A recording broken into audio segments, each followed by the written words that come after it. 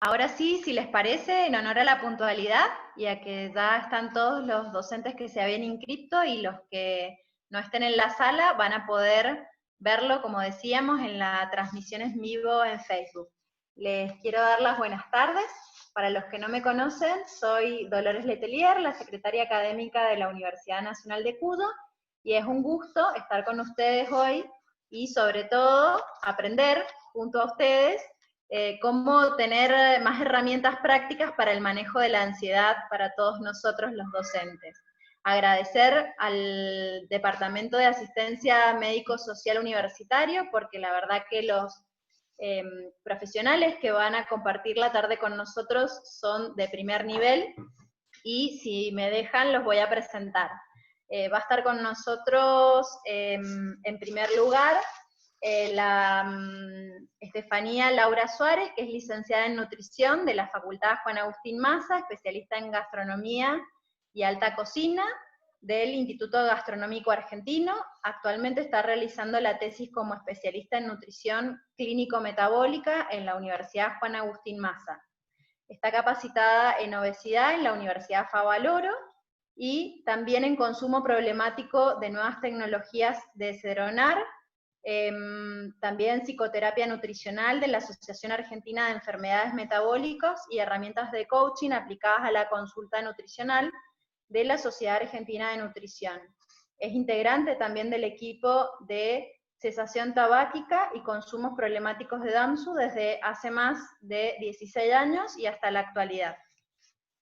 También estará con nosotros Juan Carlos Ojeda, que es profesor de Educación Física de la Universidad Juan Agustín Maza y es especialista en rehabilitación cardiovascular y en rehabilitación respiratoria y en gimnasia correctiva. A su vez estará María José Godoy, que es psicóloga graduada en la Universidad Nacional de Córdoba, realizó su maestría en Psicología Clínica Integrativa en la Universidad de San Luis, está formada en Psicología Sistémica y Organizacional, es parte del equipo de Educación de Salud hace más de 14 años y se desempeña dando cursos de prevención y desarrollo personal en el marco de la salud universitaria en la Universidad Nacional de Cuyo. También se ha dedicado a la actividad docente en materias y cursos de grado y posgrado en distintas universidades nacionales e internacionales. Posee más de 20 años de experiencia en atención clínica y su formación en la terapia integrativa le permite el uso de diferentes herramientas y corrientes como la terapia cognitiva conductual, sistémica y entre otras. Cuenta con una vasta experiencia en trastornos de ansiedad y estrés. Y también es parte del equipo la magíster Diana Calderón, que en el día de hoy no va a estar con nosotros, pero estuvo en la primera charla, así que también agradecerle la participación. Si les parece, les voy a ceder la palabra a nuestros disertantes, y aquí me quedo para cualquier consulta, sobre todo que queramos hacer en el chat. Muchas gracias. Muchísimas gracias, Dolores, y bueno, muchas gracias a todos los que han decidido estar hoy presentes y confiarnos este momento de su tiempo, que en este momento es tan valioso. Un poco poder repensarnos desde esto que nos ha sucedido como comunidad mundial, que tiene que ver con la pandemia, y cómo impacta esto en la humanidad toda, digamos. Llegó sin pedir permiso esta pandemia, no nos avisó, y esto ya nos pone como en una situación que para el ser humano es de vulnerabilidad, porque estamos acostumbrados a prepararnos para.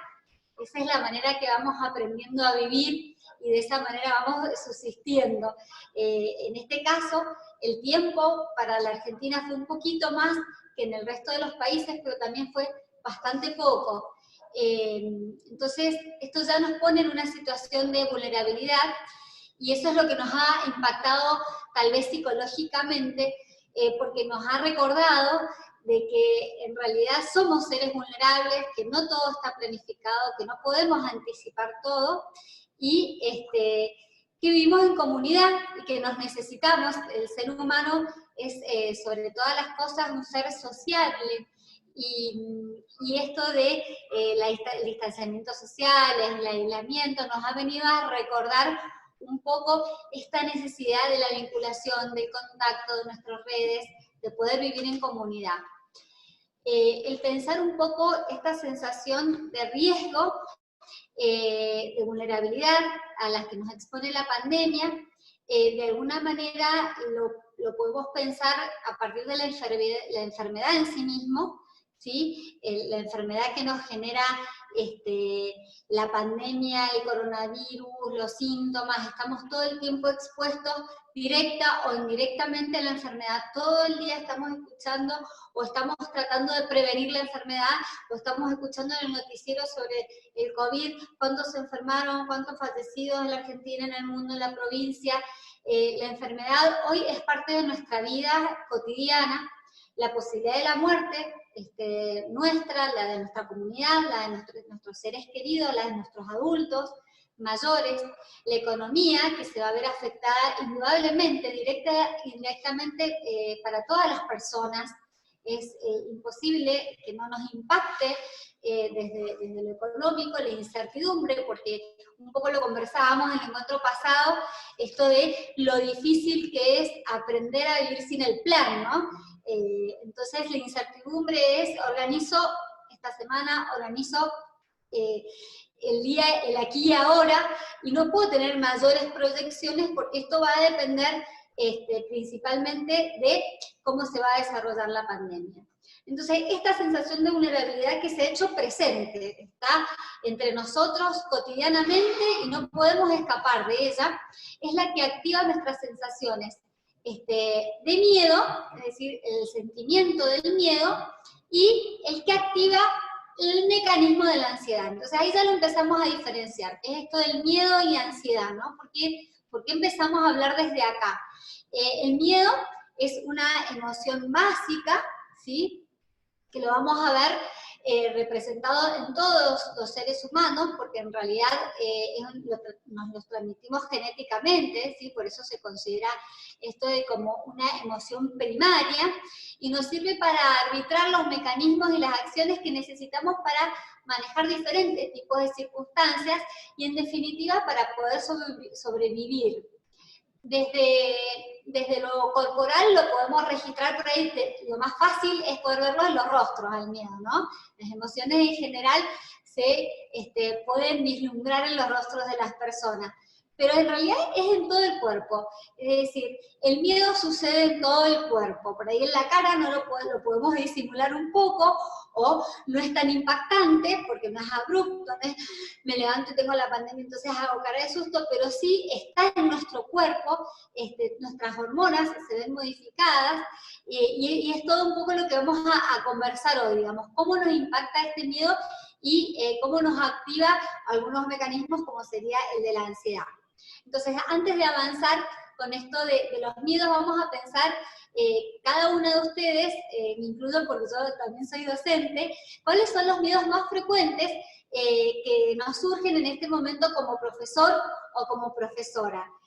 Nosotros ya hemos ido recolectando algunas de todas las entrevistas que hemos tenido en este tiempo de pandemia con diferentes profesores y profesoras, pero los invito a ir poniendo en el chat los que les va surgiendo a ustedes para también hacer un poco más dinámico. A lo mejor hay miedos que todavía nosotros no hemos escuchado y que serían geniales poder tenerlos en cuenta. Algunos de los temores que habitualmente recorren al docente son los nuevos inicios, ¿no? Cuando vamos a empezar un nuevo ciclo lectivo, tenemos como, bueno, qué curso nos tocará, todas las fantasías de lo que puede suceder, o si estamos en una nueva institución, en una nueva universidad, con una nueva materia. El miedo a no cumplir con lo que esperan de nosotros, ya sea en la escuela o en la universidad, la inseguridad frente a grupos difíciles, este grupo te tocó este año, estos comentarios previos, digamos, son los que van activando nuestra sensación de vulnerabilidad. Todos los cuestionamientos que tienen que ver con nuestra capacidad y nuestra eficiencia, las dudas sobre cómo expresar opiniones diferentes, cuando tenemos un directivo que pensamos distinto a él, o otro miembro del equipo, tal vez si no tenemos todavía configurada la confianza suficiente, o desarrollada la confianza suficiente, y la inseguridad frente a los padres o madres, en el caso que sean los colegios, que a veces nos cuestionan diferentes tipos de situaciones. Y a partir de la pandemia sumamos otros miedos. Uno es el miedo a no poder adaptarme a estos cambios y a estas demandas. Otro es el temor a que los estudiantes no respondan como los esperemos, o que por sus circunstancias tanto personales como sociales, económicas, no puedan seguir nuestra materia, no estén motivados, no logremos captar su atención, su interés. El miedo a la enfermedad en sí misma, cuando nos toca exponernos a ella. El temor ante lo impredecible, esto que decíamos de la incertidumbre, trae esto de lo impredecible, lo que no sabemos, si llegamos hasta acá, y esto nunca lo hubiéramos imaginado, digamos. ¿Qué pasa ahora? ¿Qué más nos puede pasar, digamos, ¿no? O hasta cuándo esto va a suceder. Si nunca imaginé esto, ¿qué otras cosas pueden involucrar a mi familia, a mi sociedad, a mi comunidad, a mi barrio, a mi escuela, a mi universidad? La evidencia de amenaza a la propia identidad. Esto de quién soy, ¿no? Porque cuando uno, no sé, en mi caso se pone la chaquetita de Lina Damso, tiene mucho que ver con esto, ¿no? Yo soy en relación a, cuando llego a la universidad, entro, saludo al portero, saludo a la chica de consejería, ¿cómo están? El PowerPoint, sí, María José, bienvenida, ¿no? Todo eso me da a mí una devolución de quién soy.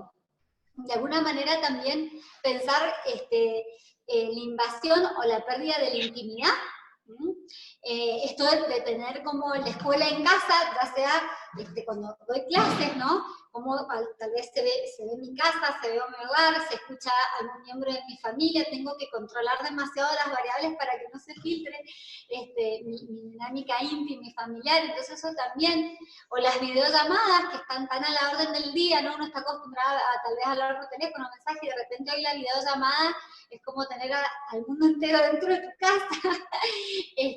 La disminución de los recursos económicos y sociales, que decíamos recién, ¿no? Tal vez en uno de los dos miembros de la familia que sostienen el hogar, o de algún familiar cercano, o la cantidad de horas que yo tengo asignadas, todo eso va a influir en los recursos económicos y sociales, y en esto concepto que hablábamos el encuentro anterior de la educación de emergencia, en realidad, porque la educación a distancia requiere de una planificación, una evaluación de recursos y demás que en esta oportunidad no ha estado de esa manera planificado. Entonces por eso lo ponemos así como de emergencia. Algunos otros miedos que dicen es a no poder con la tecnología, lo están poniendo ustedes en este momento, a estresarme, a que no aprendan realmente a hacer todo este esfuerzo y que no haya un verdadero aprendizaje, a no brindar lo que nos esperan, lo que esperan de nosotros, no poder satisfacer esas necesidades. Esos serían un poco los miedos que estamos viviendo en este momento tan particular. Entonces, decíamos que el miedo es este mecanismo el miedo es una emoción que activa este mecanismo que sería la ansiedad. Y la ansiedad es una sensación normal, ¿sí? También tiene así como mucha mala fama, igual que con el estrés.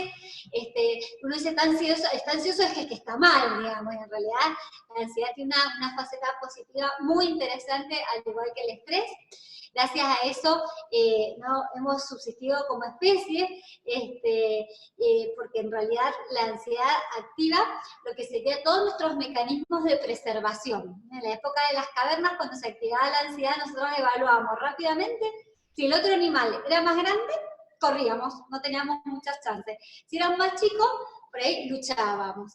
Y de esa manera, como especie, hemos podido ir transitando.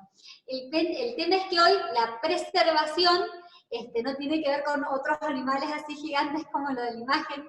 En este caso es bastante chiquito, invisible, y está en todas partes. Entonces, bueno, el poder activar esta ansiedad como mecanismo de preservación en realidad es muy importante, es valioso, y nos preserva. Entonces, tratemos de tomarlo como algo bueno. Si estamos ansiosos es porque nos estamos cuidando, nos estamos preservando. No es negativo estar ansiosos, y menos en un momento de pandemia en donde tenemos que hacer consciente un montón de conductas de autocuidado que no eran las habituales. Es decir, nosotros no estamos acostumbrados a andar con barbijo, a lavarnos las manos tan frecuentemente, a usar el alcohol en gel, a tener esta distancia social, a tratar de quedarnos en casa. Entonces, todas estas son conductas que tenemos que hacer consciente permanentemente para poder cuidarnos. Y eso lo hacemos gracias a una ansiedad positiva. Si estamos demasiado relajados, lamentablemente no nos vamos a cuidar como nos merecemos. Entonces, ¿qué le pasa a nuestro cuerpo cuando está ansioso? El cuerpo reacciona y activa dos posibilidades de conducta, como decíamos, o lucho o escapo.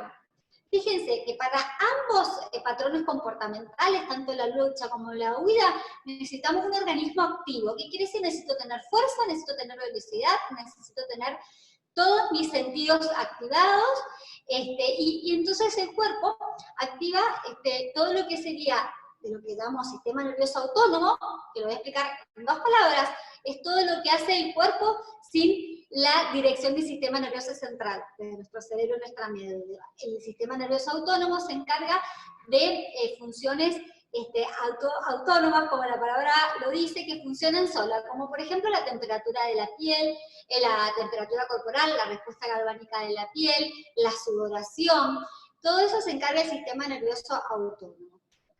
Ese sistema tiene 2 subsistemas, el simpático, que es el que activa, el que prende, el que está encendido cuando luchamos o escapamos, y el parasimpático.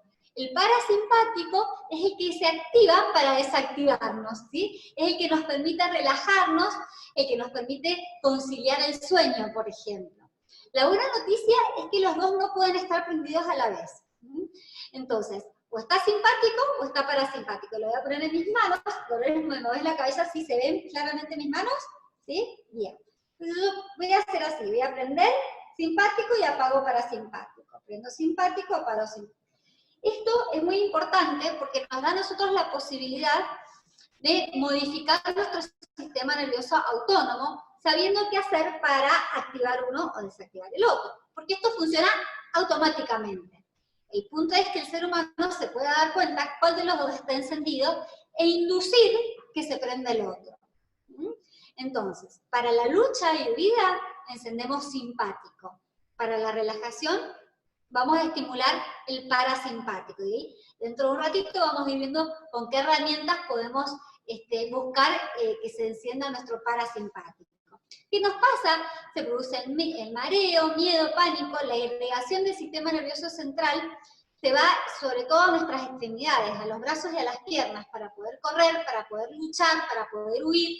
Necesitamos sangre en los brazos y en las piernas para poder tensar músculos y tener más energía. Entonces nuestra mente queda con menor irrigación, por eso tenemos mucha fuerza, pero estamos menos inteligentes cuando estamos demasiado ansiosos. Y esa sensación de mente en blanco.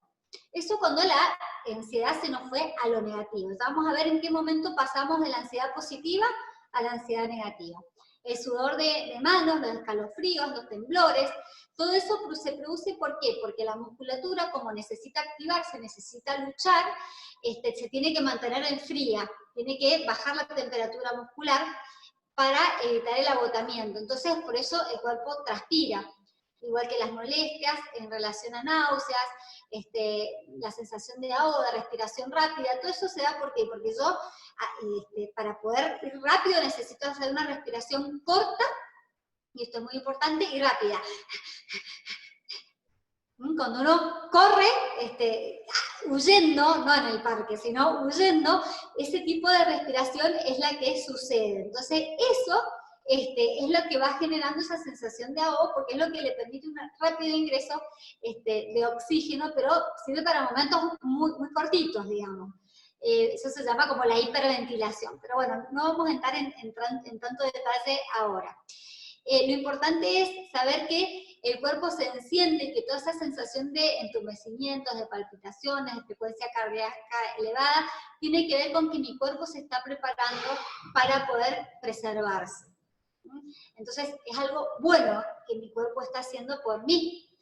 Y es muy interesante poder ir viendo cómo lo voy regulando. Las personas que no se ponen nunca ansiosas son personas que son demasiado anedonia, demasiado relajadas, encienden de soluciones o de preservarse, digamos. Entonces, acá vamos a empezar a hablar de lo que es la ansiedad positiva y la ansiedad negativa. La ansiedad negativa nos paraliza, ¿no? Esa sensación como de bloqueo que a veces tenemos, ¿no? Nos sentimos mal, nos sentimos angustiados, sentimos que todo el cuerpo está tenso para poder luchar o huir, pero a la vez estoy como demasiado quieto, digamos, ¿no? No acciono, no produzco lo que se hace en la ansiedad positiva, que es generar la alternativa de la solución.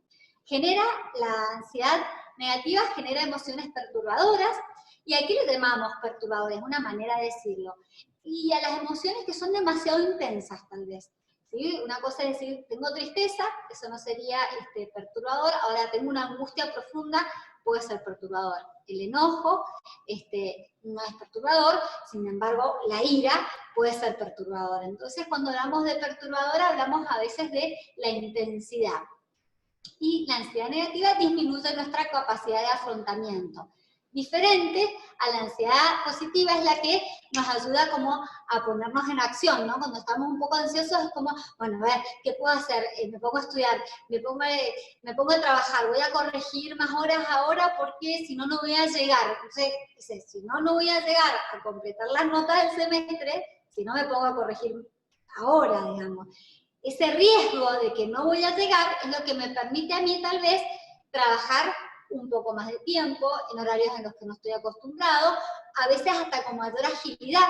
Si tengo ansiedad positiva activada, tal vez mi rendimiento laboral es bastante superior, así estoy demasiado relajada. Esto es bueno si lo regulamos en esto que hablamos, la intensidad. Veamos entonces un poco a qué me estoy refiriendo cuando hablo de niveles de ansiedad. Pensemos un poco en los ejes X y ejes Y. Cuando me dicen, ay, pero yo soy ansioso, ¿no? Es lo que suelen decir las personas cuando consultan o vienen a nuestros talleres y demás. Y en realidad yo ahí les hago la pregunta, bueno, decimos que acá tiene impacto en nuestra genética, en nuestra sangre. Esto tiene que ver con nuestra neurofisiología. Entonces solemos preguntar, ¿y quién es ansioso de la familia, no? Podemos vislumbrarlo en el árbol genealógico, mamá, papá, abuelos, tíos. Ah, sí, seguro que ahí saludaba la abuela, mamá y todos.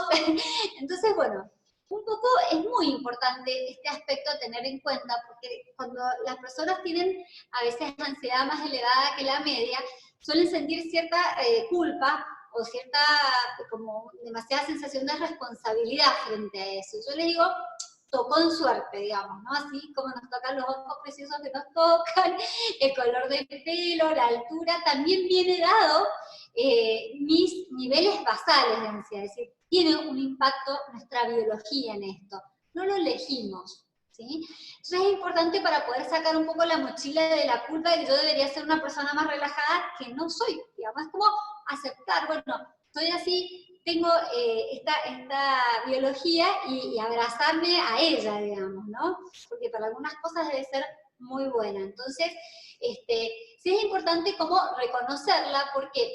Porque el ser humano tiende a querer solucionar los problemas de la ansiedad negativa cuando ya está muy elevada. Y es ahí donde la cosa se vuelve más complicada. La ansiedad positiva es una ansiedad media en intensidad, es decir, tendríamos que pensar que en el día B, no sé, el día donde tengo que entregar un trabajo, hago un examen, entrego un informe, ¿no? Que sería como la parte más alta de la curva, ese día el máximo de ansiedad sería un 8. si tenemos un nivel basal normal. Llegaríamos como al máximo de densidad en 8, que puede ser una densidad elevada, pero positiva. Ahora, ¿qué pasa cuando mi nivel basal es más alto? Es decir, yo empiezo con mis niveles naturales de densidad no en 0, los puedo empezar a lo mejor en 2 o en 4. Vamos con el ejemplo del 2. Yo empiezo mis niveles de densidad en 2. Entonces, el día D, que es el día de la presentación del examen, donde yo me siento vulnerable, en vez de llegar a 8, voy a llegar a 10. Y esa ansiedad positiva empieza a vislumbrarse como una ansiedad negativa. Entonces se siente en el cuerpo como una ansiedad negativa. Y ahí es donde aparece la parálisis, la sensación de no encontrar respuesta, la sensación de mayor vulnerabilidad frente a la ansiedad, que a veces hasta frente a la situación temida, digamos, empiezo a tener más miedo a tener ansiedad que a la situación que realmente me está poniendo vulnerable. Entonces, de alguna manera, la persona en ese momento es donde a veces intenta darle soluciones a estos momentos, porque son momentos bien difíciles, digamos. En algunos manuales de psicopatología le suelen llamar la crisis de angustia. Imagínense que se ganó ese nombre en un manual de psicopatología. O sea, es realmente feo estar en situaciones donde la ansiedad sea demasiado elevada. Entonces, ahí empieza ya más el mundo de la patología, tal vez asociado a esto de las ansiedades o los picos de ansiedad tan elevados. Entonces, ¿cuál sería como la solución acá?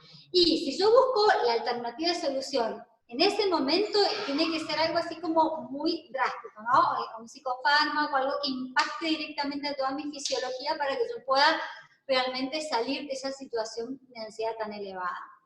Entonces deberíamos tratar de llegar a un 6, a un 7, a un 8. La solución está en trabajar mi nivel basal de ansiedad. Es decir, hacer determinadas situaciones, actividades, recursos que me permitan a mí salir de un 0, como el resto de los mortales. Es decir, hacerle ahí como si me pusiera insulina. En el caso como las personas que tienen diabetes, se ponen insulina para regularla. Bueno, nosotros podemos hacer algunas cosas que están en nuestras manos, como para poder regular nuestros niveles basales y empezar la curva como desde un lugar donde nos quede margen, para que cuando tengamos el máximo de ansiedad, siga siendo una ansiedad positiva. Entonces, ¿cuáles son las cosas que podemos hacer para poder llegar a esta curva, ¿no? Que si bien tiene su pico y tiene su onda y tiene momentos de mayor ansiedad, siempre estaría dentro de una ansiedad positiva. Tenemos la posibilidad de ir pensando en esto que hablábamos antes del miedo, diferentes alternativas de solución, de afrontamiento, ¿no? Algunas de esas es conocer para actuar racionalmente, y nos vamos a detener hoy un poquito más adelante en algunas herramientas de tipo cognitiva para eso. Expresar lo que sentimos, y esto está ligado a aceptar lo que sentimos, digamos, el poder no pelearnos con la emoción, aceptar el miedo. El miedo es algo bueno en el ser humano, nos preserva, nos cuida, nos protege. Entonces, aceptarlo sin más, sin tanta discusión. Realmente a veces las personas sufren más por el miedo al miedo que por el miedo en sí mismo. Pasa lo mismo con la tristeza. Tengo miedo a ponerme triste, ¿no? Y esto de poder registrarlo, poder expresarlo con amigos, familiares, compañeros de trabajo, hasta con los mismos alumnos, ¿no?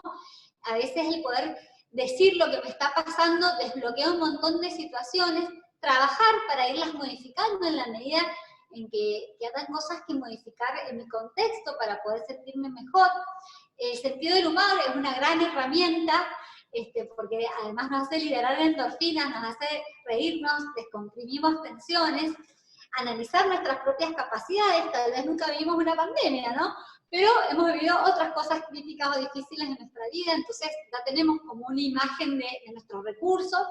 Entrenarnos para situaciones nuevas, como puede ser este miedo que comentaron recién sobre la tecnología. Bueno, capaz que es una buena posibilidad para salir de mi zona de confort y aprender nuevos sistemas informáticos y demás. Analizar el riesgo real que tengo en estas circunstancias y si todos estamos en el mismo riesgo. Y otra alternativa es huir y escaparse, pero hacerlo de manera adaptativa, digamos. No sería salir corriendo de nuestras casas porque es lo que hoy nos pone en riesgo, sino poder a veces trabajar la evitación como un recurso de preservación, ¿sí?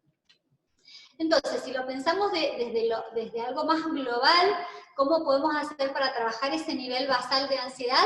Una sería la posibilidad del movimiento. Otra sería la relajación. ¿Por qué? Porque decíamos que la ansiedad tiene mucho de biológico. Entonces, tres grandes herramientas que tenemos para lo biológico serían movernos, porque generamos endorfinas, relajarnos, porque activamos nuestro sistema parasimpático, que es el contrario del simpático, y la psicofarmacología. Entonces, esas tres herramientas estarían dispuestas a trabajar la parte biológica de la ansiedad, que en esto es sumamente importante. Y por otro lado, la psicoterapia, el autoconocimiento y una buena alimentación. Entonces, estos son los recursos que ahora vamos a ir trabajando, y para eso lo voy a dejar ahora con el profesor Juan Carlos Ojeda. Muchas gracias, María José. Buenas tardes. ¿Cómo están? Hola, buenas tardes. ¿Cómo estás? Bien, ¿se ve bien ahí la figura para empezar en esta posición? ¿Sí? Sí, sí. Bueno, bien. Retomando un poquito con el encuentro anterior, a ver si recuerdan, y mientras tanto nos podríamos poner a ejercitarnos un poco para trabajar este tema con un abordaje muy importante que sería con el tema de la ansiedad. Entonces, teniendo una buena postura en este momento, sentado donde nos estamos ubicados todos, vamos a tratar de mantener una línea bien simétrica de nuestros hombros, una línea bien simétrica de nuestras piernas, para poder dejar las manos sobre los muslos o los cuádriceps y tratar de llevar la pera para cada lado, buscando encontrar en estos pequeños movimientos, y no por pequeños no son importantes, sino al contrario, porque bueno, el movimiento acortado de esta posibilidad articular y muscular me va a permitir bajar un poquito la tensión. Trabajar también, si recuerdan, acercando un poquito la oreja para cada lado, para poder elongar, para poder estirar un poco. Y si esto lo acompañamos con la respiración, entonces se transforma en una actividad que me va a permitir bajar los niveles de ansiedad, ¿sí? Entonces, de repente podemos trabajar para que, por un lado, tomamos aire, inspirando profundo por nariz, y en el otro lado, expiramos por boca, tratando de respetar ese mecanismo de la respiración, inspirar por nariz, y expirarlo por boca. Lo mismo podemos hacer desde un lugar, con la oreja en ese hombro, tomando, inspirando y expirando en el otro lado, ¿sí? Bien. Además, le agregamos otros movimientos, estando en el lugar donde ustedes se desempeñan, por ejemplo, trabajando durante muchas horas al día, sin movernos, sin desplazarnos, estamos tratando de estirar un poquito los brazos al frente con las palmas de la mano hacia afuera, poder trabajar de repente con una palma de la mano sobre la nuca, luego la otra, para encontrar con nuestros movimientos la posibilidad de bajar un poco esa ansiedad que puede estar intentando sobrepasarme en los niveles míos de resistencia. Y como decía recién María José, los niveles de ansiedad donde nosotros sentimos que, o estamos percibiendo que nuestra respiración es un poco más entrecortada, y estamos casi hiperventilando, no tenemos una resistencia de gran cantidad de tiempo en eso. Entonces, para tratar de romper esa sensación incómoda que no alcanzo a entender que está pasando entre aeróbico, una presencia de oxígeno permanente, y algo anaeróbico, en esa respiración entrecortada, lo que podemos intentar hacer para cortar de lleno esto sería, por ejemplo, mantener esa respiración, pero yo automáticamente bajar y sentarme, bajar el tronco y apoyarme sobre las piernas. Esa posición que yo hago, descendiendo el tronco, va a permitir que obligadamente, por una cuestión de presión, el diafragma logre subir un poco el espacio y podemos exhalar. De esa manera rompo, y lo que se llama siempre en la jerga de la actividad física y la actividad deportiva sería cambiar el aire. Cuando tenemos esas sensaciones que no la alcanzamos a percibir, entré ahogado, me siento que estoy un poco raro, la respiración entrecortada, bueno, de esa manera podríamos tratar de nivelar un poco la respiración para calmarnos, ¿sí? Bajar un poquito. Ahora les muestro otra cosa que podemos compartir cercano a la silla, al ámbito donde estamos trabajando. Entonces los voy a invitar a que donde ustedes se encuentren se puedan levantar y estar con la silla para ver cómo colaboran y cómo contribuye con nosotros la posición, ¿sí? Bien, entonces mira, ahí me alcanzan a ver, ¿sí? Ahí un poquito. Ahí. Bien, mira lo que voy a hacer. Voy a tratar de trabajar manteniendo la línea yo detrás del respaldo de la silla y poder buscar levantar un brazo flexionado o extendido, como vos sientas que haces el movimiento, pero lo más importante, para bajar el nivel de ansiedad no tenemos que generar un dolor nuevo que va a llevar a un momento. Fíjate, yo puedo levantar el brazo flexionado, o bien lo puedo levantar un poquito más alto. ¿Está bien? Lo importante es trabajar siempre dentro de mis posibilidades de movimiento. No porque mi compañero del sector, mi compañera del lugar de trabajo pueda mucho más amplio, yo tengo que estar haciéndolo de la misma manera para que me sirva, sino que tengo que hacerlo de acuerdo a mis posibilidades. Mirá, por ejemplo, yo con el apoyo de las manos de respaldo, trabajo con un brazo, colocándolo en el otro contrario y lo abro, ¿sí? Cuando yo abro el brazo, cuando lo cruzo, aprovecho de mirar, lo miro el brazo, entonces trabajo buscando trabajar y bajar la intensidad de lo que yo estoy haciendo, bajar la intensidad de la respiración. Lo puedo hacer también con el otro brazo igual. Abro y lo cruzo, ¿sí? Siempre acompaña esa exhalación que me permite inspirar profundamente. Y segundo, una cuestión mecánica muy importante que me va a contribuir a toda la parte, entre la parte media, baja y la parte de glúteos y la mitad del muslo, la parte posterior, me va a lograr ayudar para que yo baje los niveles de tensión muscular. Y recuerden siempre una cosa muy importante, para que yo pueda realizar una respiración profunda para bajar un poco esa ansiedad, esos niveles que tengo, yo no puedo hacer una inspiración profunda si antes no intento eliminar un poco la forma del aire que tengo adentro contenido para poder inspirar. Si yo no genero una cavidad para que ingrese el aire, el oxígeno, no puedo hacer ese cambio en la respiración. Entonces, lo más importante primero es intentar sacar o disminuir la cantidad que tengo adentro, inclinándome con la pierna arriba, o como decíamos recién, sentado en la silla. Si yo no logro hacer eso e intento al revés incorporar un poquito más mientras no puedo largar lo que tengo, me voy a colocar una respiración mucho más entrecortada, con el nivel mucho más intenso, y de esa manera voy a estar mucho más incómodo en la sensación. Si estoy incómodo, transmito una ansiedad mucho más arriba en mi nivel y eso me va a perjudicar o podría perjudicarme en lo que yo estoy intentando lograr para afrontar la actividad que viene, ¿sí? Recuerda una cosa, somos personas, somos seres vivos, solamente aeróbico es lo que nosotros debemos mantener siempre. Nuestros niveles aeróbicos son los más importantes. Lo anaeróbico que puede generar con el tema de la ansiedad, automáticamente tenemos que buscar la forma de bajar esa intensidad donde yo pueda dominar la situación. Cuando yo no domino la situación, estamos en un momento de desequilibrio que me va a generar desacomodo en otros aspectos, en otras capacidades. Fundamentalmente mantener eso. Y si no tenés demasiado tiempo, trabajar con los movimientos circulares de brazo bien amplio, buscando inspiraciones profundas y aflojando. Fíjate la capacidad que vos tenés de tus pulmones para captar oxígeno, inspirando por nariz y expirando por boca, y trata de vivenciar la respiración. Vivenciala. Percibir lo que genera cuando entra el oxígeno y percibir lo que genera cuando exhalás, cuando inspirás.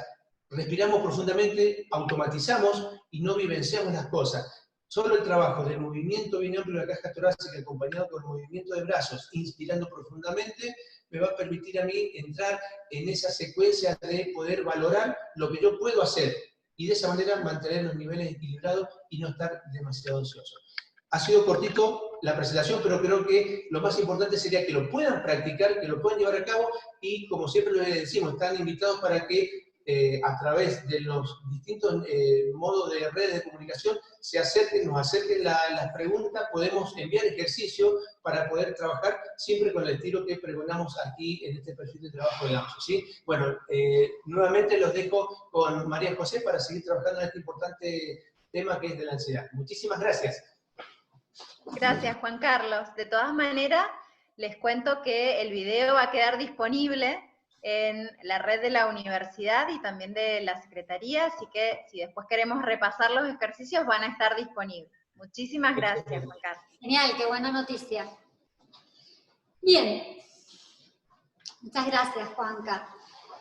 Otra de las herramientas decíamos que era la relajación, un poco esto que planteaba Juan Carlos a través del movimiento y la respiración, es lo que nos va a preparar para poder hacer ese cambio de aire, ese cambio de conciencia, esa actitud atenta a nuestros movimientos y a nuestra respiración, y es lo que da paso a poder ingresar en un estado de relajación.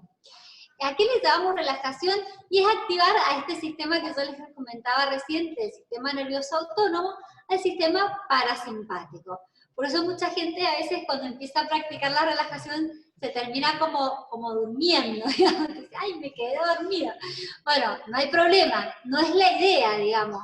La idea es poder diferenciar el estado de alerta, el estado de alarma, de alerta, de relajación y de sueño, digamos, como diferentes niveles de esta curva que veíamos recién.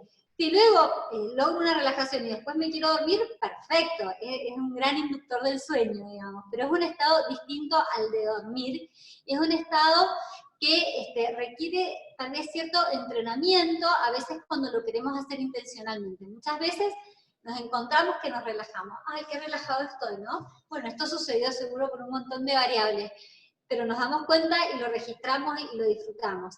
Pero a veces necesitamos inducir ese estado de relajación. Entonces, para esto tenemos muchísimas técnicas, por cierto, y tenemos la tecnología que nos trae en el teléfono como millones de ejercicios de relajación, de respiración, hay que usarlos, ¿sí? Y ahí un poco apropiarse de cuáles son las técnicas que a cada uno le gustan. Hay ejercicios más de relajación activa, como puede ser una relajación muscular progresiva, estos mismos movimientos que les mostraba Juan Carlos, son ejercicios ya de relajación y respiración, a veces realizar algún tipo de actividad como el yoga o algún tipo de actividad de arte marcial, son herramientas que nos permiten la visualización, el entrenamiento autógeno, que tiene que ver con conectarnos con las sensaciones de calor y pesadez de los músculos. Para esto hay infinita cantidad de estímulos. Si hacen luego el programa con nosotros, les vamos a ir pasando algunas técnicas. El mindfulness se ha trabajado un montón sobre esto, si bien el objetivo del mindfulness no es la relajación en sí misma, aporta a la relajación también, y yo diría que la llave de encendido, por eso está un poquito más grande en la femina, es esto de la respiración, ¿no?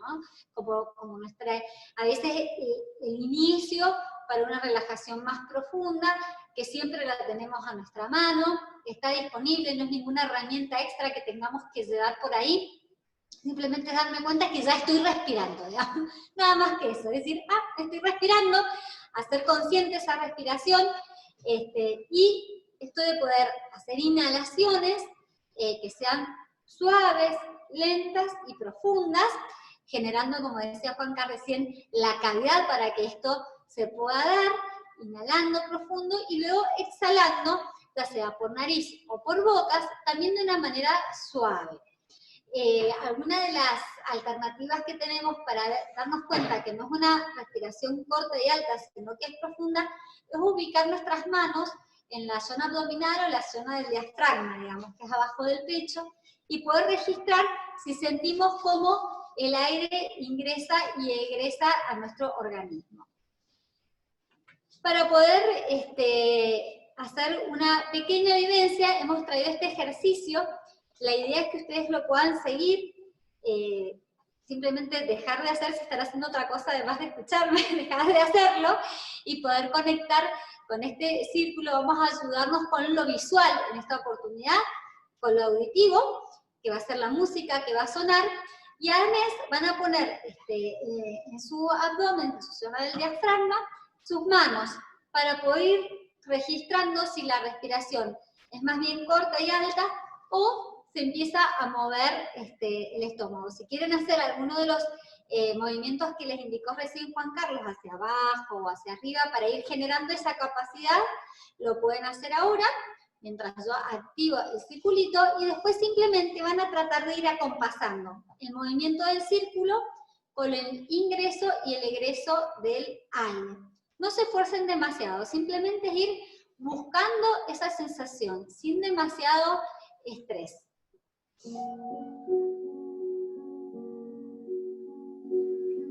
Esto solo dura 3 minutos, así que disfrútenlo.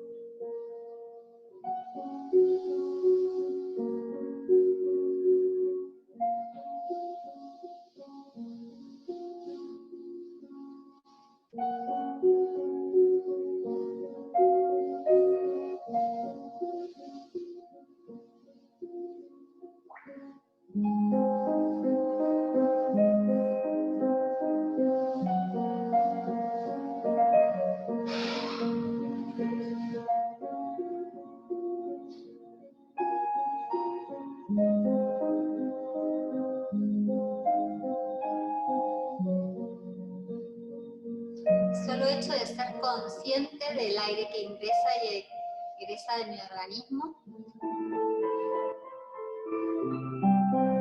sin forzarlo, ya es suficiente para cumplir nuestro objetivo.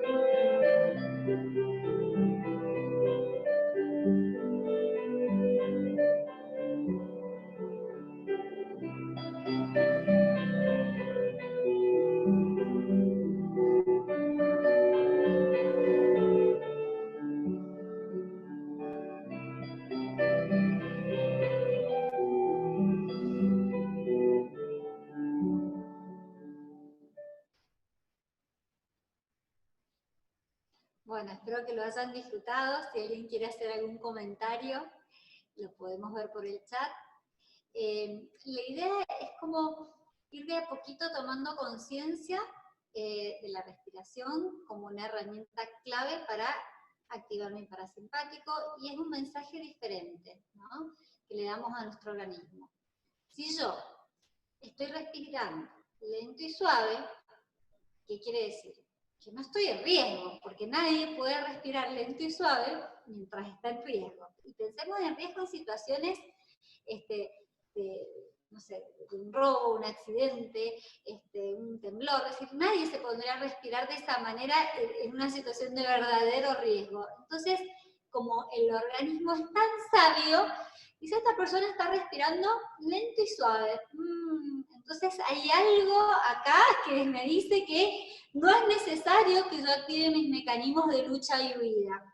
Entonces es una manera que yo tengo de contactar conmigo y decir, para, respirá, móvete, incorporá, sacá el aire para poder incorporar y empezar a respirar consciente. Y este respirar consciente va a ir permitiendo que yo de a poquito vaya ingresando cada vez más aire y de manera más suave y baja. Todo lo contrario que haría si estuviera realmente huyendo. Bien. Perdón.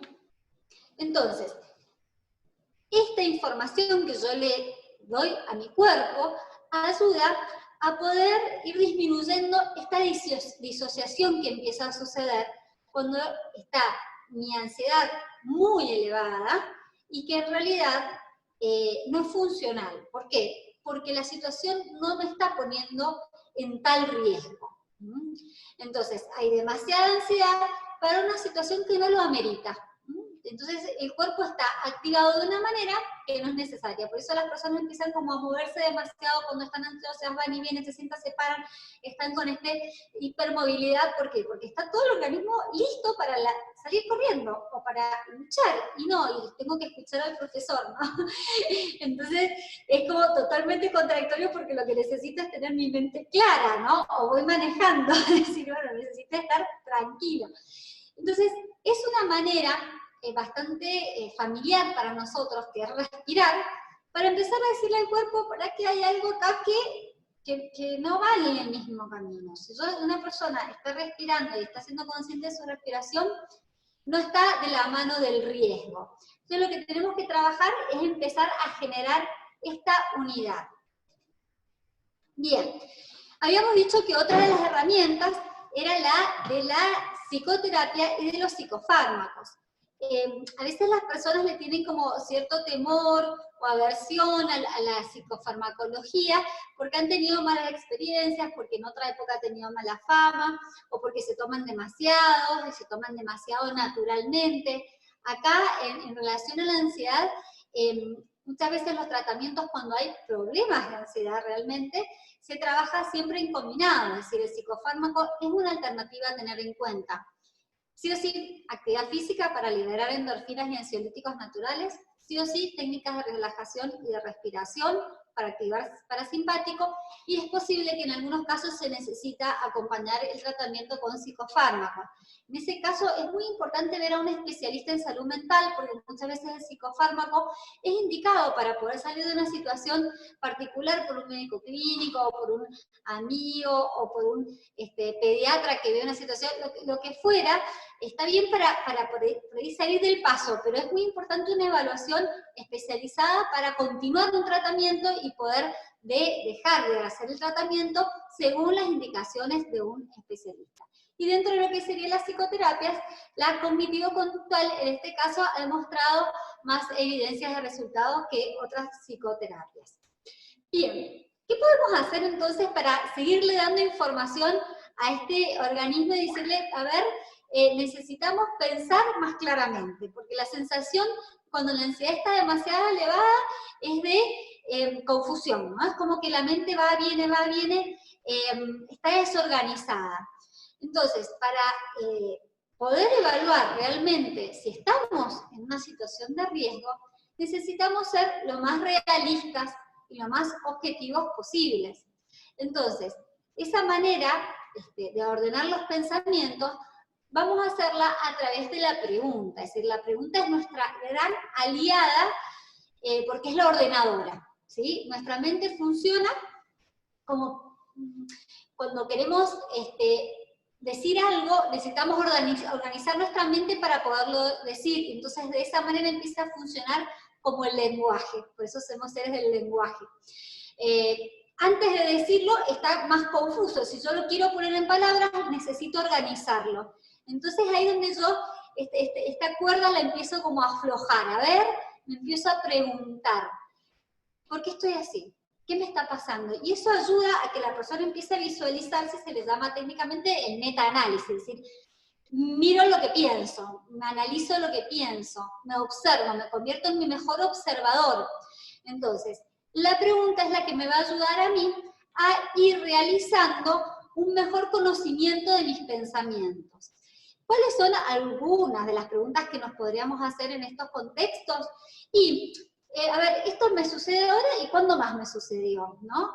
¿Qué tipo de emoción me está generando? ¿Qué siento? ¿Miedo? ¿Apuro? ¿Incertidumbre? ¿Vulnerabilidad? ¿Y cuál es la intensidad de esa emoción? ¿Qué pensé? ¿En qué estaba pensando que empezó como a ponerse duro mi estómago o a aumentar la frecuencia cardíaca, a tener más palpitaciones? Bueno, ¿en qué estuve pensando? Y eso lo puedo anotar. ¿Por qué recomendamos el registro, los autorregistros, ¿no? Y porque seguimos obligando a nuestra mente a ordenar, porque una cosa es pensar las cosas, decirlas y otra es escribirlas. Los docentes esto lo sabemos porque muchas veces pasamos el trauma, ¿no? De ahora pasarlo al papel. Esta idea es genial, ¿cómo pasa a papel? Y bueno, al escribirlo seguimos elaborando la idea. Entonces, cuando hacemos autorregistros, ¿por qué insistimos en escrito? Porque le seguimos exigiendo a la mente que le siga poniendo orden, que siga elaborando ese pensamiento. Una vez que ya lo tenemos escrito, las preguntas que podrían como continuar sería si esto que estoy pensando me sirve, es útil pensar esto en este momento, es oportuno, o será mejor que piense esto en otro momento, que lo deje para más adelante, o sí, la verdad que sí, que es funcional, que más bien que me ponga a pensarlo, que busque una solución, y ahí tenemos esto de la ansiedad positiva. Muchas veces vamos a contestarnos que sí, y eso nos va a ordenar y nos va a poner en planificación, en acción, en buscar recursos. Y otras veces vamos a contestarnos que no al momento, que no tenemos esa respuesta. O que pueden ser tantas las respuestas que para qué insistir con eso. Entonces, algunas herramientas es dejar cartelitos, ¿no? Con las cosas que nos deberíamos decir en situaciones que ya sabemos que nos generan demasiada ansiedad. Entonces, si yo ya sé que esta situación me va a generar determinada ansiedad, me preparo y dejo algunos cartelitos por casa para recordarme lo que me tengo que decir, porque somos bastante obedientes, y eso se llama autoinstrucciones. Y otro es ir anotando y ser un poco más prolijos y sistemáticos, poner día y hora, qué situación me hizo pensar en esto, qué emoción, cuál fue ese pensamiento y qué consecuencias tuvo, como para poder aumentar lo que sería el autoconocimiento. Siempre que nos conozcamos vamos a tener mayores posibilidades de ayudarnos a nosotros mismos. También las actividades manuales, y sobre todo las que están ligadas al arte y a la naturaleza, ayudan muchísimo a bajar los niveles de ansiedad. Y acá las invito a investigar, diferentes tipos de estímulos. A veces nunca lo hicimos y después nos encontramos que los súper disfrutamos. Y las personas suelen decir, eso es lo que a mí me ayuda a relajarme, a escaparme, me evade, me pone en otra situación, me desconecto, disfruto, se me pasa el tiempo. ¿Y por qué? Porque la mente está conectada con otros estímulos que hacen que el cuerpo no sienta esa sensación de riesgo ni de vulnerabilidad. Bien, hasta acá he llegado yo, ahora los voy a dejar con Estefanía Suárez, nuestra nutricionista. Algunos ya habrán tenido la posibilidad de conocerla en el encuentro pasado. Muchísimas gracias a todos. Gracias, María José. Hola, buenas tardes, ¿cómo les va? Hola, Estefanía, ¿cómo estás? Muy bien. Si me permitís, Dolores, hacer la presentación. Vale. Por supuesto, ya estás habilitada. Esperemos que... Ahí está. Perfecto. Bueno, ¿cómo les va? Buenas tardes. Voy a ser breve para no excederme demasiado en el tiempo, que ya estamos en horario. Si bien recuerdan, la vez pasada estuvimos hablando un poquito de lo que era una alimentación saludable, de cómo era lo ideal armar el platito, armar el menú de la semana, para poder incluir todos los grupos de alimentos en la alimentación. Hablamos mucho de lo nutrimental, de lo saludable, pero bueno, hoy día nos vamos a meter más en otra área, que es bastante interesante también, porque la gran pregunta es, ¿comemos solo para nutrirnos? Y bueno, ahí viene el gran dilema. Ojalá fuera solamente una elección nutrimental la que hacemos con la comida. Generalmente cuando elegimos alimentos guiados por un montón de cosas, del entorno, de la cultura, de la familia, de lo económico, ¿sí? Son como muchos los factores que determinan la elección de alimentos que hacemos a diario. Y lo hacemos de forma también como muy inconsciente, muy automática, ¿sí? Entonces, por ahí cuesta mucho bajarlo a lo racional esto, porque muchas veces la elección es bastante irracional. Bueno, acá pueden ver en esta imagen un montón de diálogos que nos hacemos cuando elegimos alimentos. Y muchas veces esos alimentos que elegimos no suelen ser los más nutritivos o los más saludables. Entonces vamos a ver un poquito ahora cómo podemos manejar estas situaciones. Y para ello es importante determinar un poquito cuál es, digamos, el detonante que nos lleva a elegir ese tipo de alimento. Hay varios tipos de hambre. Si uno por ahí cree que el hambre es uno, y no, hay varios tipos de hambre. Un hambre es el fisiológico, que le decimos homeostático, que es el más relacionado a la parte corporal y física, ¿sí? Aparece tras muchas horas sin haber comido nada, cuando hemos estado mucho tiempo sin comer, tiene una aparición lenta, progresiva. Tiene que ver también con etapas de la vida, por ejemplo, una mujer embarazada quizás va a tener más hambre que una persona que no. A ver, mucha gente me dice, por ahí en invierno tengo más hambre. Bueno, esto tiene que ver con la parte termostática para mantener la temperatura corporal, también que tenemos elecciones de alimentos más calóricos. Tiene que ver más con lo físico, ¿sí? Y este tipo de hambre podemos calmarlo con cualquier alimento. No hay ningún alimento específico que vayamos a elegir. ¿Sí? Con cualquier alimento, uno por ahí si tiene hambre, lo va a calmar. El otro tipo de hambre es el hedónico, ¿sí? Es el hambre que es por el puro placer de comer algo rico. Este que sentimos cuando vamos por la calle y sentimos el olor a la panadería recién horneada, o el olorcito de la tostada en la mañana, o por ahí en la noche me tiro a ver una película y bueno, me pongo a comer algo rico. Por ahí es porque está cerca la comida. A veces, incluso cuando uno come por hambre hedónico, come porque el alimento está rico y está cerca. ¿Sí? Tiene que ver con la cercanía del alimento y con qué tan rico es. Entonces, es un hambre que no tiene nada que ver con lo físico, ¿sí? Sino con, más que nada, el entorno, de qué estoy rodeada y qué tipo de ritual o momento estoy viviendo en esa situación. Y el otro es el hambre emocional, ¿sí? Que es más en respuesta a una emoción, es de aparición más bien brusca, es específico, yo voy a estar buscando un alimento en particular, porque generalmente esa emoción que estoy sintiendo me genera cierto malestar, y lo que uno busca por ahí es tapar eso con algo que le dé alivio, ¿sí? Entonces lo que voy a estar buscando es un alimento que yo sé que me da alivio. Va a ser un alimento en concreto, va a ser un alimento específico, va a ser eso dulce, eso salado. Yo estoy buscando algo en particular. Hasta soy capaz de salir, ir y comprarlo si no lo tengo en casa, ¿sí? Entonces son como 3 tipos de hambres diferentes. Diferente es estos 3 tipos de hambre, al comer por hábito que uno tiene. Cuando come por hábito, de que a las 8 desayuna, que a las 1 hace el almuerzo, eso serían como las rutinas alimentarias que ya tenemos, y además a eso se le suman estos tipos de hambre fisiológico, hedónico, ¿sí? Y el emocional. Una gran pregunta que todos me hacen siempre es, bueno, ¿con qué comida o con qué alimento puedo calmar la ansiedad? ¿Sí? Y bueno, lamentablemente la respuesta a eso es con ninguno.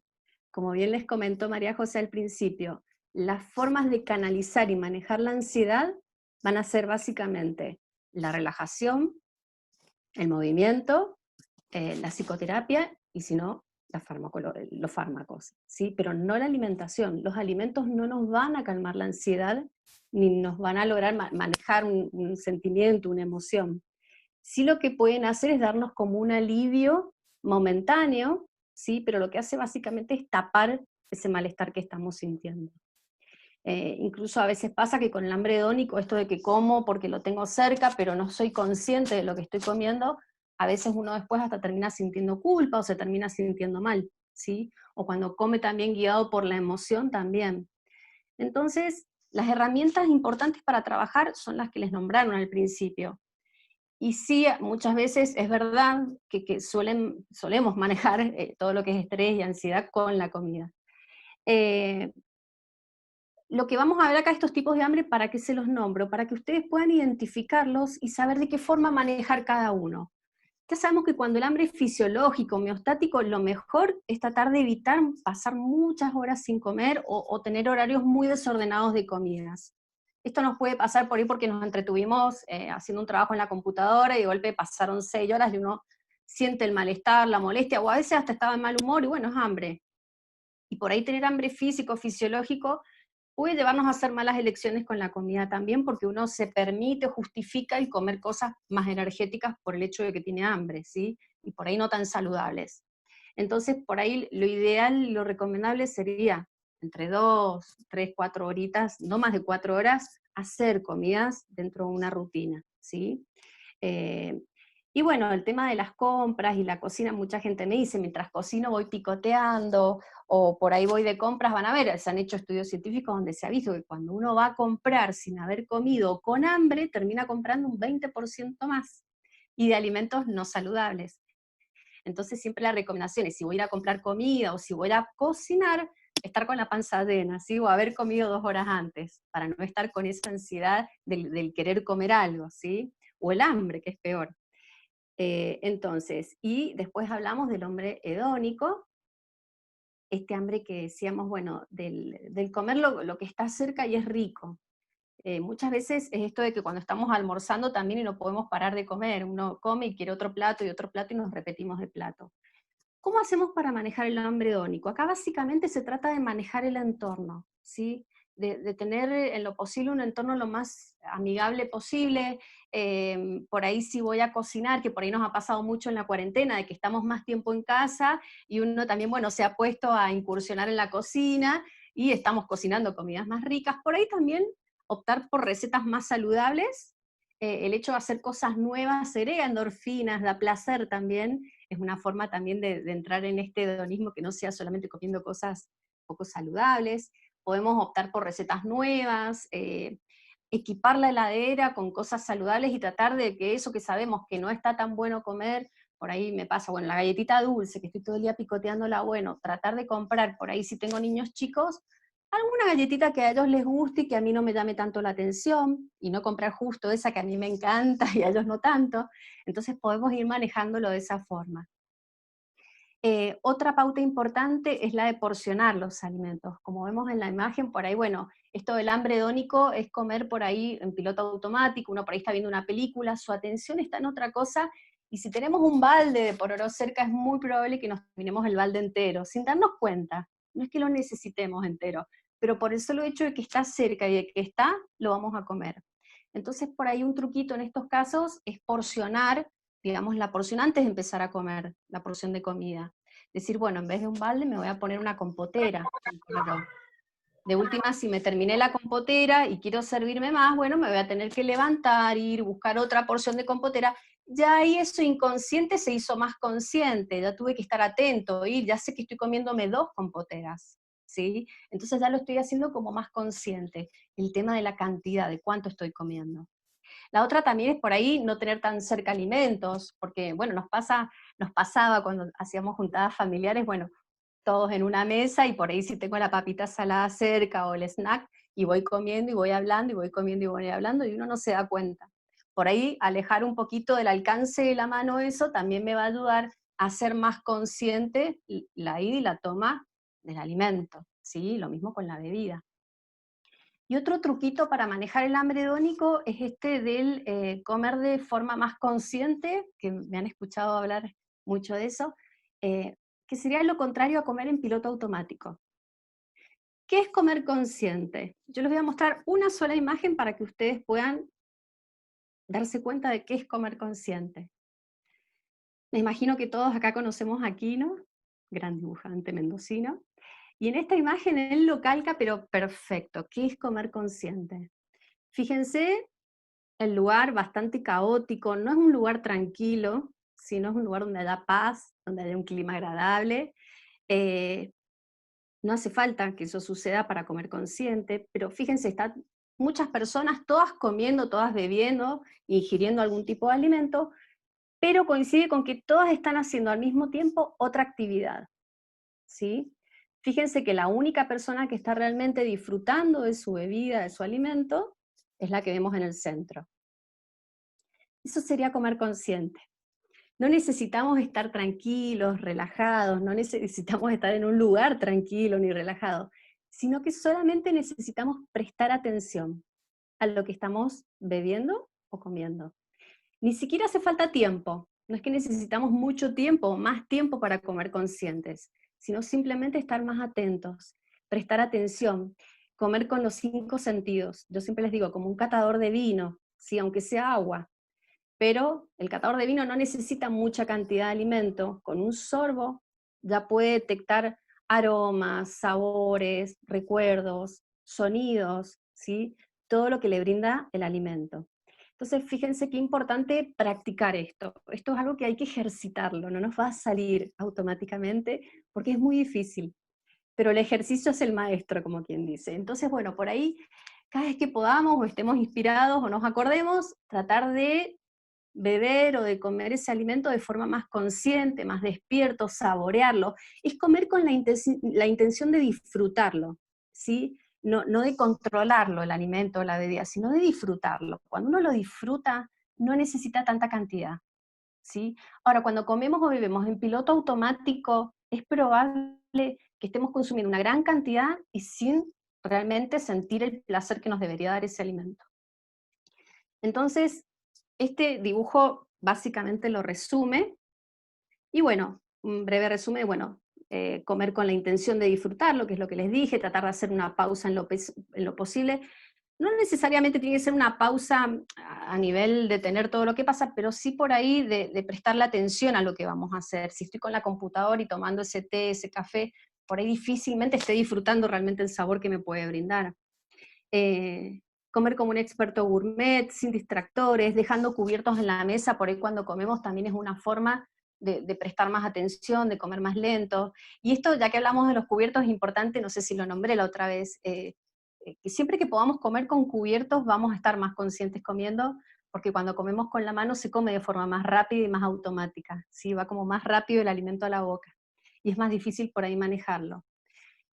Otro punto también es tener conciencia de la respiración, esto que les comentaba al principio María José, en la medida que podamos estar más conscientes de cómo estamos respirando, vamos a poder manejar mucho mejor las decisiones que tomemos con todo, ¿sí? Y bueno, también tomando conciencia del grado de hambre, cuánto hambre tengo y qué tipo de hambre tengo. Enseguida les voy a dar una pequeña técnica como para que ustedes puedan detectar cuál es el hambre que los está dominando, ¿sí? En ese momento. Y bueno, no batallar contra deseos y antojos. Por ahí uno cuando tiene un deseo, un antojo, un alimento rico, yo siempre le digo que está bueno, a ver, permitirlo, no pelear con eso, pero sí, si lo vamos a comer, que sea consecuencia de una decisión.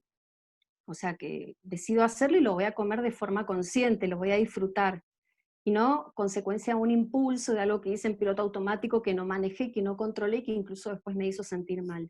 Si tienen ganas de comer algo rico, cómanlo, pero haciendo una pausa, disfrutándolo, saboreándolo, sin sentirse culpables, manejando la porción, ¿sí? Permitirse, bueno, si yo a tal hora del día tengo ganas de comer algo rico, me voy a sentar a esa hora, me voy a servir en un platito, en una compotera, lo voy a comer, y ya está. Y después van a ver que están el resto del día pensando en otra cosa.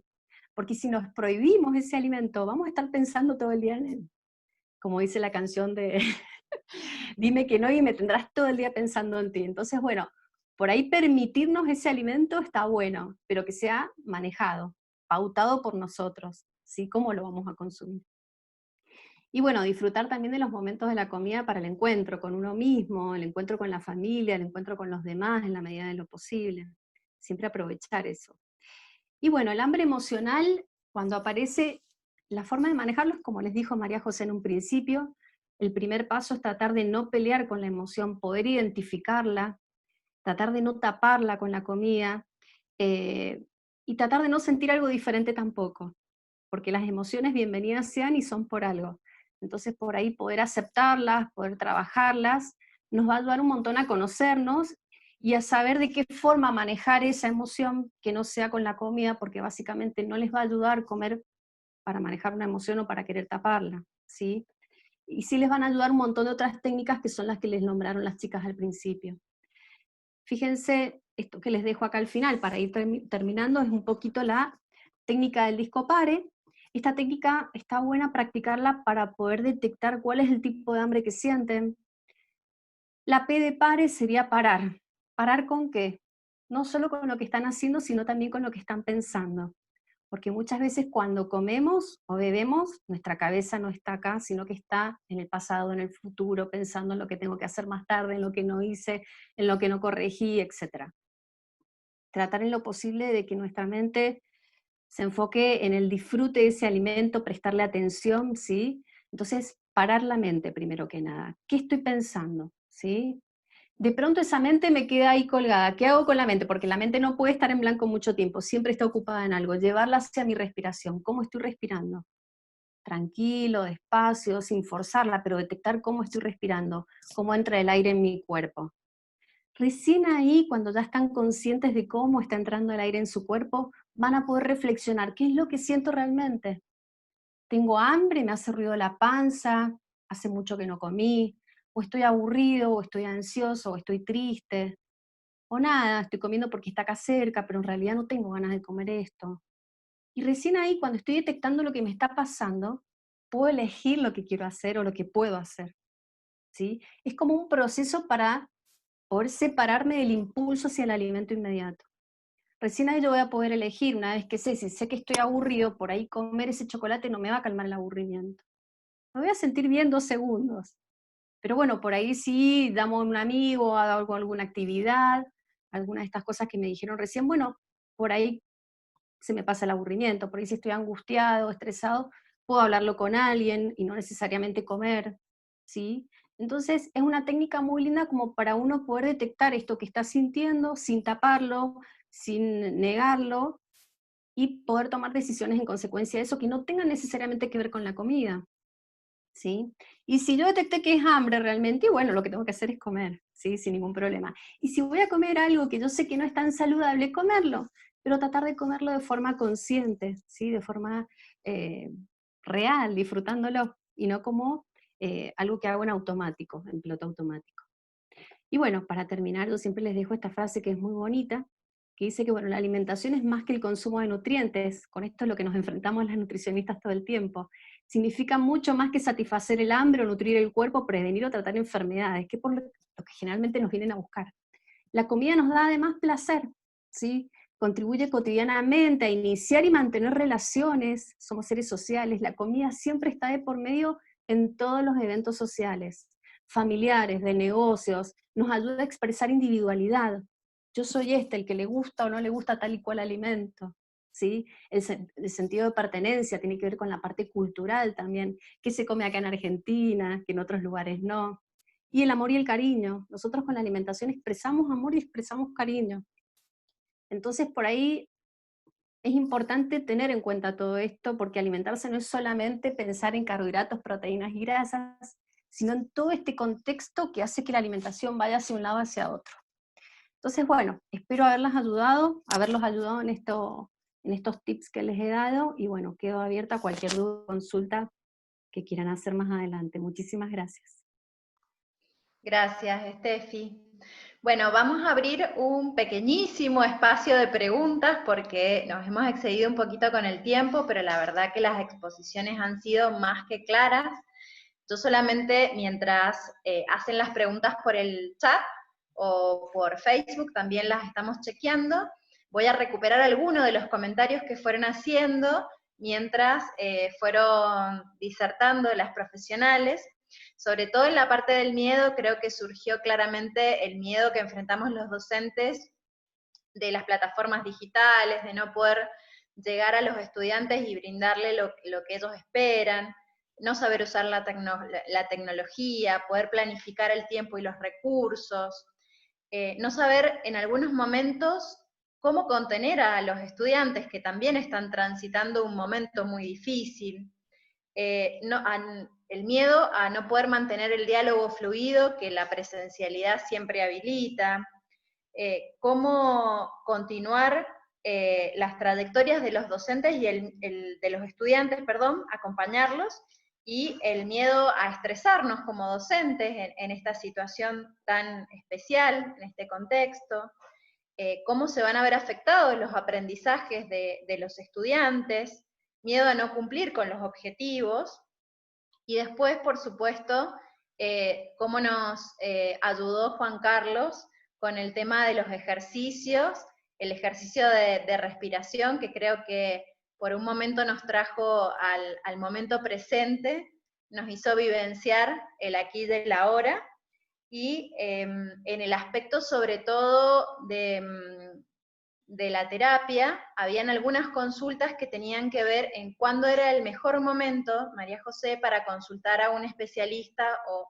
cuáles podrían ser algunos de los tips que nos podrías dejar para identificar ese momento que sea el más adecuado. Bien, Dolores, creo que tiene que ver con el nivel de angustia, básicamente. Intentar usar estos recursos que hoy se les han acercado, ponerlos en práctica, pasar a la acción concretamente. También leí una de las preguntas que tenía que ver si podían sentir los síntomas, siendo que en ese momento no pensaban nada particular, o en situaciones en donde realmente no estaban en riesgos, y sí, porque en realidad el sistema simpático y la lucha y la huida quedan activadas, y a veces uno se da cuenta cuando está empezando en un estado de relajación. Tal vez cuando se acuesta, ahí empieza a sentir la palpitación, y en realidad lo que cambió es nuestra postura corporal, lo que me estoy disponiendo para relajarme, y es donde se activa. En realidad no se activa en ese momento, estamos como hiperactivados y lo registramos más ahí. Entonces, yo creo que el nivel de angustia y malestar es como un gran indicador para decir, bueno, a ver, voy a pedir ayuda, me voy a acompañar en esto, voy a buscar compañía para salir de esta situación. Es el mejor de los indicadores.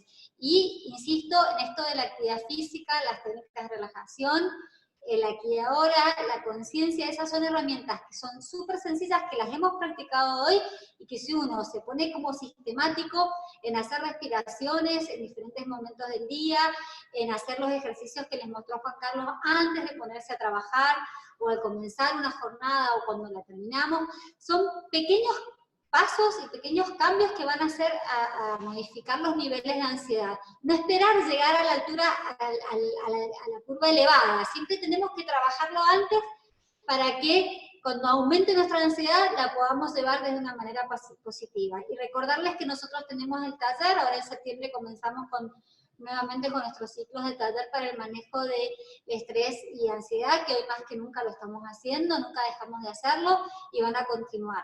Obviamente en esta modalidad online hasta que la pandemia nos permita volver a encontrarnos físicamente.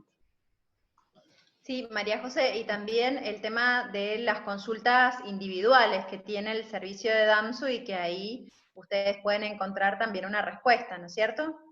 Sí, totalmente, totalmente. Bien, bueno, y con respecto a la última parte de nutrición, bueno, claramente nos ha dejado muy buenas herramientas, Estefanía. Sobre todo yo me quedo con la técnica del disco pare, que me pareció interesantísimo para poder implementarlo cotidianamente y recordar qué es lo que significa cada una de las letras. Puedo También ahí enviarles decían, después, perdón, puedo enviarles la imagen después si quieren tenerla. bueno, así se las hacemos llegar. Y creo que por el horario y por respeto a todos los que han participado, agradecerles, compartir este espacio y invitarlos a que contesten después les van a enviar una encuesta en donde es importante la respuesta para ver justamente cuáles han sido las percepciones y las situaciones particulares de cada uno, e invitarlos a nuestro próximo encuentro el próximo miércoles 29 de julio a las 19 horas, que allí vamos a tener a un invitado especial, que es Facundo Manes, también para pensar en el post-pandemia y el día después. Así que de mi parte agradecerle muchísimo a las profesionales y los profesionales que nos han hoy dado una charla tan interesante y necesaria para este contexto. Así que muchísimas gracias y nos estaremos viendo pronto. Muchas gracias a todos. Muchas gracias a todos. Hasta luego. Hasta luego.